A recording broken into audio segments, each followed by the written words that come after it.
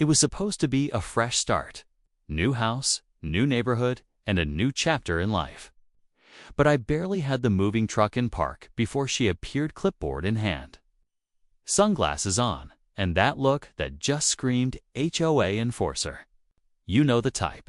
Within minutes, she was already questioning my parking, the noise level, even the way the movers stacked boxes.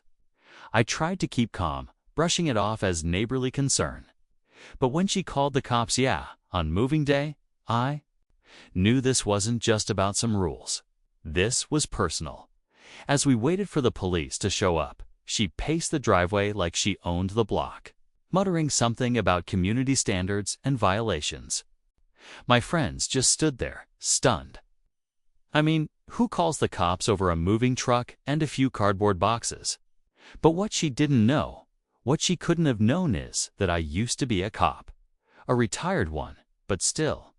And when the officers pulled up and recognized me, well, let's just say the look on her face was priceless. This wasn't just about moving in. It was about power, control, and the type of people who think a clipboard gives them authority over your life. And the best part? That was only the beginning. Because what happened after that made everything else look like a warm-up. Stick around, you're not going to believe what she tried next. A few minutes after the cops left, Karen, I'm calling her that, now stood across the street with her arms crossed, just watching, like she was waiting for me to slip up again. I was still unpacking, trying to enjoy the moment, but her eyes were glued to every little move we made. Even the movers noticed and started whispering about the lady with the clipboard. It was clear this wasn't just a one-time thing. This was her routine, targeting new neighbors, flexing HOA rules like they were law, and making sure everyone knew she was in charge. Later that day, one of the neighbors cautiously walked over. Super nice guy, quiet voice, said he lived 2 houses down. He looked around like he didn't want anyone to see him talking to me. Then said, just a heads up, she's done this before. Apparently, Karen had a history of chasing off new families, especially ones who didn't fit her idea of the neighborhood vibe. She once reported someone for hanging wind chimes. Wind chimes.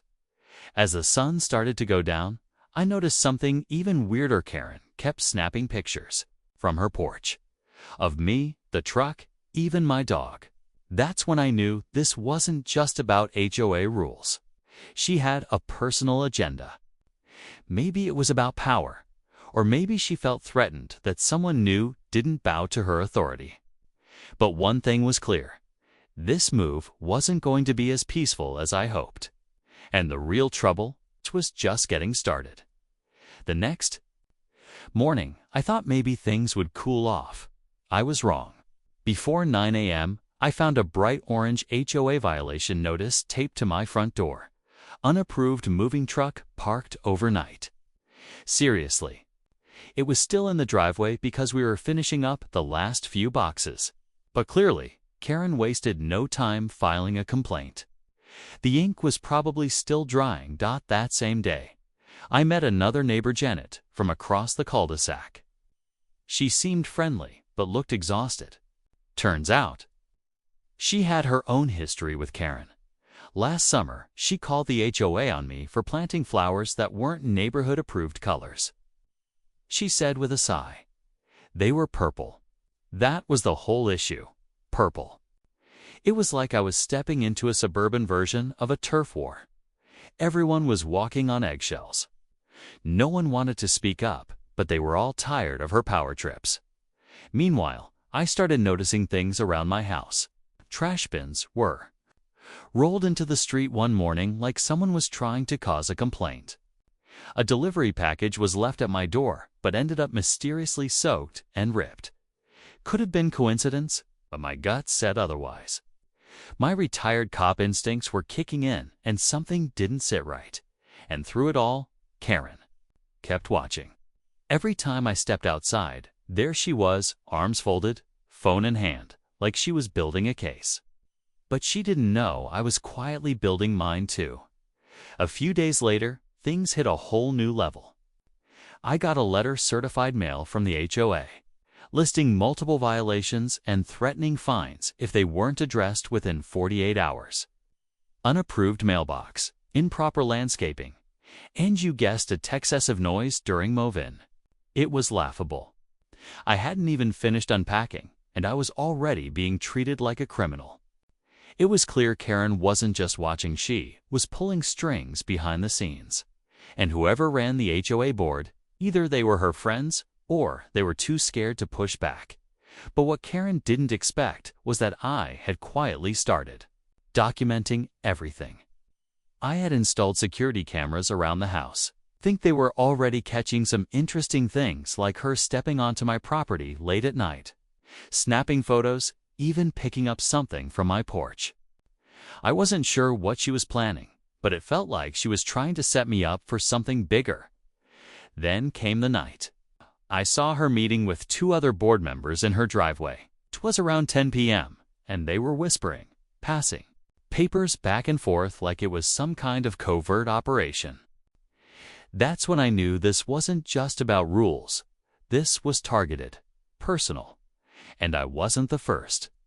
The next morning, a final notice was taped across my front door in red letters. Big, bold, and impossible to miss. But this time, I wasn't going to stay quiet. I had a plan. And Karen had no idea what was coming. That final notice wasn't just a scare tactic, it came with an invitation, or more like a summons.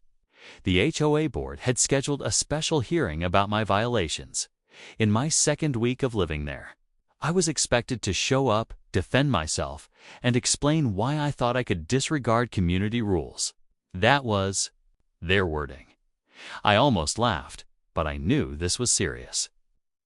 They were clearly trying to build a case to find me, or worse, get me removed. And with Karen clearly pulling strings, I couldn't take it lightly. But then, something I didn't expect happened. I got an anonymous envelope in my mailbox. No name, just a note inside that said, "She's done this before. You're not alone. Check the HOA meeting minutes March last year." That was it. At first, I thought it might be a prank, but curiosity got the best of me, and I requested the official records. What I found, wild. Karen had led a similar campaign against a veteran and his wife who moved in last year. Same tactics, complaints, fake violations, intimidation, and eventually, they sold their home and left. Just gone. No one talked about it, but the pattern was obvious. I realized then this wasn't just about me. It was about control. She'd been doing this to anyone who didn't bow to her idea of how things should look. The hearing, it wasn't just a meeting yet, was her stage. But I had something she didn't expect: evidence. And one last surprise up my sleeve. The day of the HOA hearing, I showed up early, calm, and fully prepared. The room was small, just a few folding chairs, a long table, and Karen sitting dead center like she was the judge and jury. 2 board members flanked her, both of them avoiding eye contact. She greeted me with that fake smile, the kind that hides a whole lot of venom. "Glad you could make it," she said. I just nodded and set down a folder full of printed screenshots. Time-stamped security footage. And copies of HOA rules highlighted in yellow dot. She started the meeting by reading off a list of supposed violations, her voice dripping with authority. When she finished, I calmly opened my folder and started laying out the facts. Video of her trespassing. Photos of her tampering with my trash bins.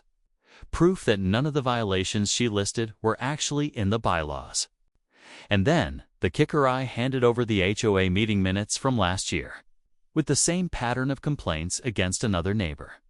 The room went silent. One of the board members leaned forward, looking uncomfortable. "You never told us about this," he said to Karen. She snapped back, clearly shaken. "That's not relevant." But it was, and everyone knew it.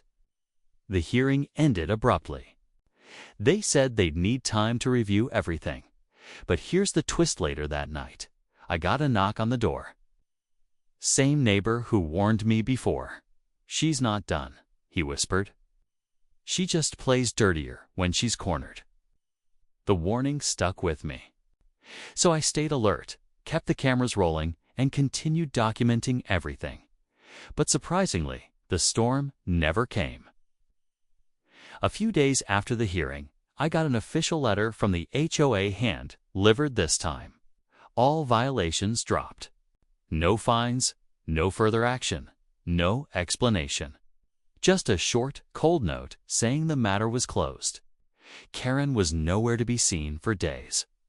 Her porch, usually her watchtower, sat empty.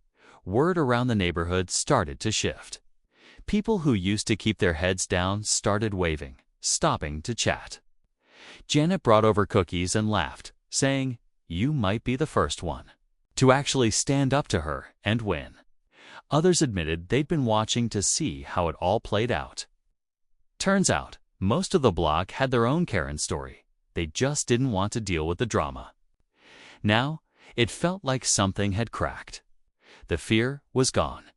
About a week later, a moving truck showed up in front of Karen's house. No note, no goodbye. Just boxes and silence. Someone said she stepped down from the HOA board too. No one really knows why. But honestly, I didn't need a reason. I just needed peace. Looking back, I didn't plan on becoming the neighborhood's unintentional rebel. I just wanted to move in and live quietly. But sometimes standing your ground matters.